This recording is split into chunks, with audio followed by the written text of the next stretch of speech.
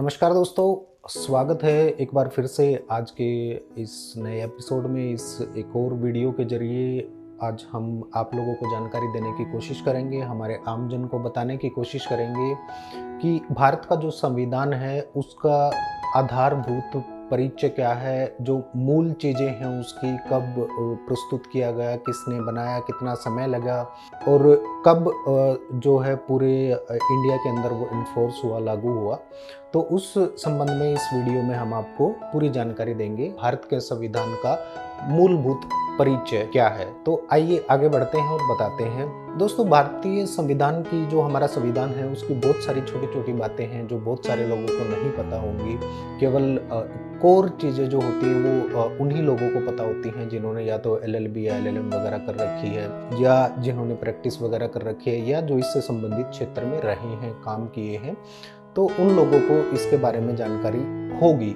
लेकिन जो जानकारी हम आपको दे रहे हैं वो जानकारी देश के हर नागरिक को पता होना चाहिए कि क्या हमारे संविधान का जो आधार है वो क्या है, कहाँ से लिया गया है।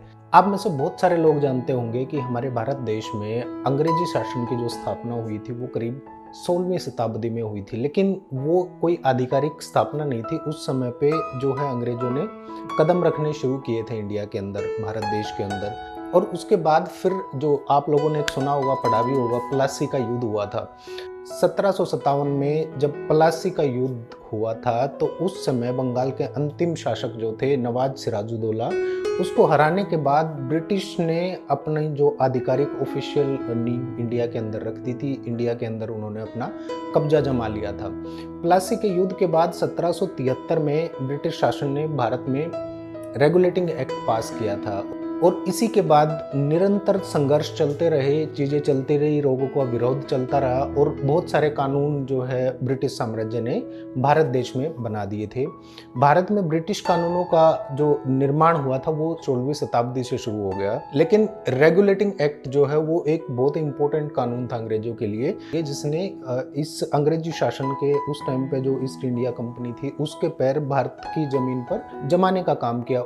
दोस्तों, भारत का जो संविधान है उसके पीछे एक लंबी कहानी है और कई सौ वर्षों की एक प्रक्रिया है जब इस संविधान को बनाया गया था, जब इसको फॉर्म किया गया था।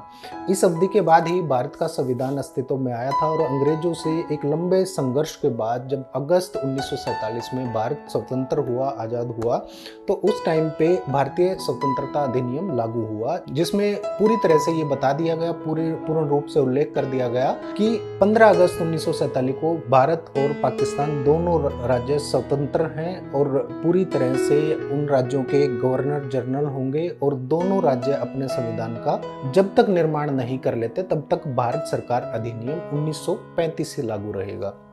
हालांकि इतने विशाल देश के संविधान का निर्माण करना अपने आप में एक बहुत बड़ी चुनौती थी, एक बहुत बड़ा कठिन काम था। लेकिन स्वतंत्रता संग्राम से जुड़े हुए लोग, जिन लोगों ने स्वतंत्रता संग्राम लड़ा, उन लोगों ने इस चुनौती को हाथों हाथ लिया और अगस्त 1947 में भारत का संविधान तैयार करने बैठ गए। और डॉक्टर भीमराव अंबेडकर की अध्यक्षता में गठित कमेटी ने कुल 2 वर्ष 11 महीने और 18 दिन के लगातार परिश्रम मेहनत के बाद भारत का संविधान भारत की जनता के सामने पेश किया। दोस्तों, 26 नवंबर 1949 को जब भारत का संविधान प्राप्त हुआ, जब पेश किया गया, तो ये एक पूरी तरह से मतलब एक संपूर्ण संविधान जो था वो पूरे भारतवर्ष में लागू नहीं किया गया था।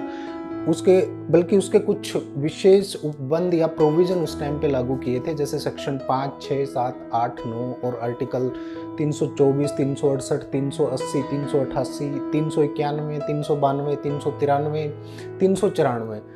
पूरा जो संविधान था हमारा, संपूर्ण संविधान कुल 11 अधिवेशन के बाद 26 जनवरी 1950 को लागू हुआ था और ये दिन गणतंत्र दिवस के रूप में सेलिब्रेट किया जाता है, क्योंकि इसी दिन हमारे संविधान जो है पूरे देश में लागू हुआ था और इसी दिन हमारा देश एक गणतंत्र राज्य के रूप में अस्तित्व में आ गया था।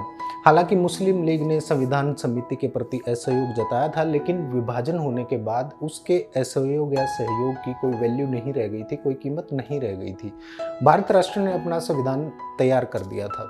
दोस्तों, भारत का संविधान एक परिसंघात्मक व्यवस्था यानी कि फेडरल सिस्टम पर काम करता है, उसी पर आधारित है।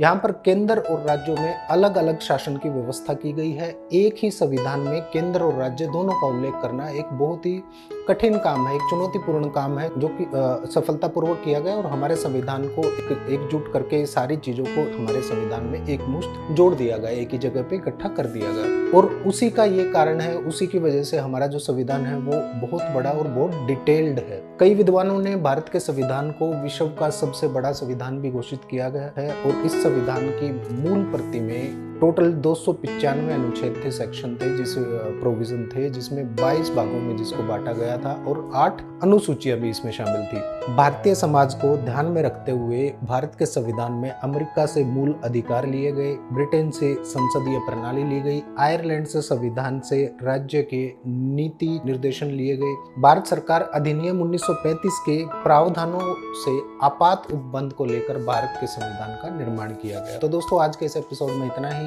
आशा करते हैं आप लोगों को ये जानकारी पसंद आएगी और इसको एक सरल भाषा में प्रस्तुत हम लोगों ने करने की कोशिश की है। क्योंकि हमारा जो संविधान है वो इतनी सरल भाषा में अवेलेबल नहीं है, तो बहुत सारे लोगों को कुछ चीज़ें समझने में मुश्किल होती हैं। बहुत सारी चीज़ें ऐसी होती हैं जिनको एक शॉर्ट फॉर्म में यूज़ किया गया है, तो हम उसी कोशिश में लगे हुए हैं कि एक तरह से हम आसान और सरल भाषा में इसका प्रस्तुत करें, जानकारी आप लोगों को दे पाएँ, ताकि हर कोई आसानी से हमारे संविधान की जानकारी ले सके और समझ सके। तो उम्मीद करते हैं आप लोगों को ये जानकारी पसंद आई होगी और कृपया करके इसको ज़्यादा से ज़्यादा लोगों में फैलाने के लिए हमारी सहायता करें और लाइक करें।